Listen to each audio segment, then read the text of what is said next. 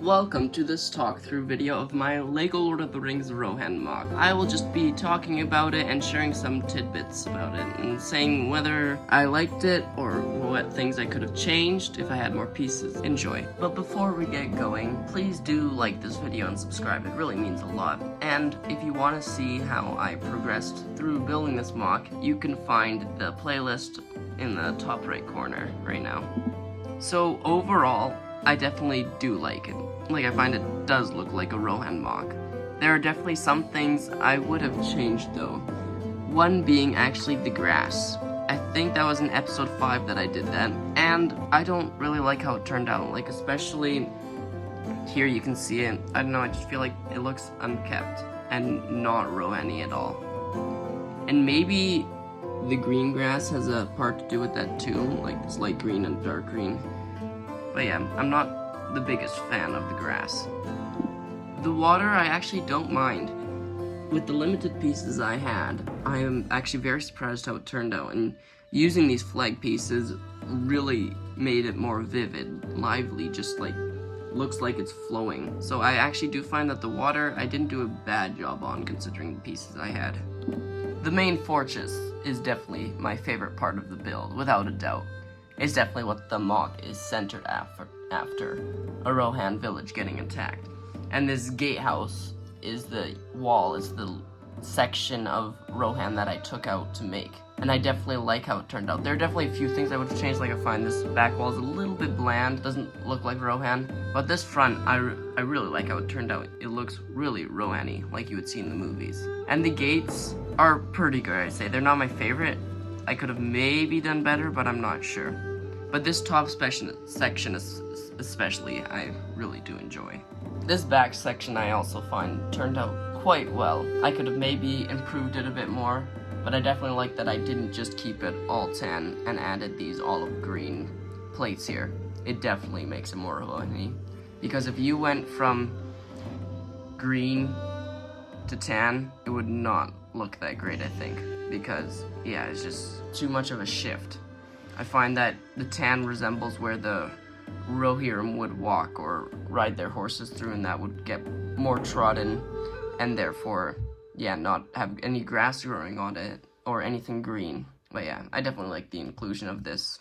Adds a whole lot more. And this little scene that I've set up here with these 3 Rohan soldiers defending the gate, I also really like. I like how you can put them in a kind of a shield wall formation with all their 3 shields defending, and then there are 3 spears sticking out. So yeah, this is definitely another great highlight of my MOC, I think. And to what I just alluded to, the stories that you can tell with MOC making is unrivaled, I think. It's definitely my favorite part of making a MOC.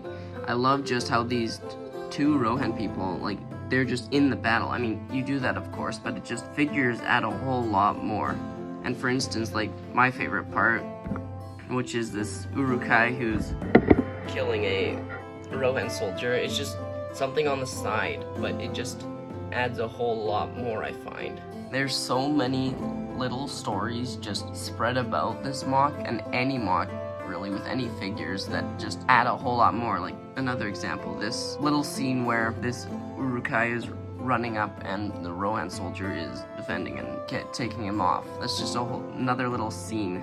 And what I also like is it's not Lurtz, but the the Uruk-hai leader is positioned in such a way that he's leading them on, whatever. When each figure is placed with some concern about where it goes and some care, it just adds a whole lot more. If you just plop them down, it's not gonna really look that great. That's why when you see people who put their clone troopers in rows, I don't know, it just doesn't, it looks definitely very nice. But when they're each individually placed like this, where they're all telling a story, it just adds a whole lot more. One detail I would like to mention before I finish this video is actually the rock work. I'm really happy with how it turned out. I haven't done much rock work in MOCs. I haven't done much mocking, period. So doing some rock work was just very nice. Getting a little bit the hang of it, even though it was just a little section. I really enjoyed that. I cannot believe that I started this MOC 4 months ago, almost 4 months ago, at the time of recording this video. A lot has changed since then. I made a mock in between. I've done lots of stop motions and just so many things. But yeah, I'm grateful for each one of you that has kept on watching this series progress. Thank you for watching this. It's been very nice to see you guys and just interact. I really appreciate it. I do really like that I made it a more modular thing where I can take the two base plates apart and put them back together. It just adds, and if I want to store it somewhere or whatever, it's just easier for everything. I'm not sure if I'm going to keep this mock together forever. I'll probably definitely keep it together for a long time, but I'll probably be using the pieces again to make a new mock, which is, yeah, what's the joy of Lego, where you can take it apart and put it back together in a whole new set of ways. I can create a whole different mock out of these pieces. Definitely, if I had to pick which half I like better, it would definitely, of course, be the one with the Rohan gate, because that's where the main building is and where the main action's taking place. Though, I do have to say that this shot gets a very honorable mention with all the urukai streaming in front. It looks very nice, and with this dead Rohan soldier on both sides, it looks very nice. So yeah, thank you guys again for watching this video and for watching all of my other Rohan videos. It's been a fun journey, and I can't wait to continue it with you guys. Thank you for watching.